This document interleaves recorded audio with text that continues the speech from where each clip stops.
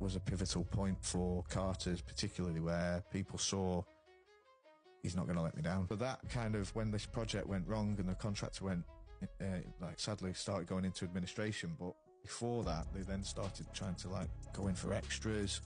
They were trying to then blame other things that because they knew it were coming, and they were like, right, well, how can we get a bit more money out of this project, because we've got no money. Let's try and, Harry's a young lad, he's fresh out of Manchester, and let's see if we try to use you. Yeah, totally, yeah. And little did they know how technical I was, and little did they know how contractual I was able to and how many bullets you had. And I thought, shit, everything's going to go wrong here. It's one of my first big jobs. Everyone's going to think that the whole job's going to go tits. Yeah.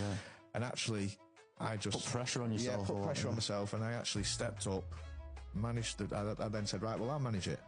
Project managed the whole job right from the end after these contractors went into administration, and then I single-handedly then was the guy on site, and not only did we design it, but then I was the guy then managing all the trades on site. You built it. And built it.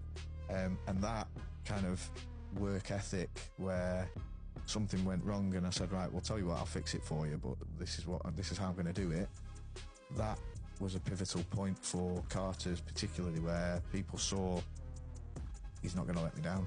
Yeah, you know, and if something does go wrong, he's got my kind of. He's got your back. Yeah, absolutely. Yeah, and that's what you need in this kind of industry where you need to make sure that someone's there to make sure that things are right. And then now, when you look back, it went the right way, really, because they were trying to have the pants down of the client, and I was there thinking, no, you're not doing that, and that's just totally wrong and totally unethical. And lo and behold, they went into administration.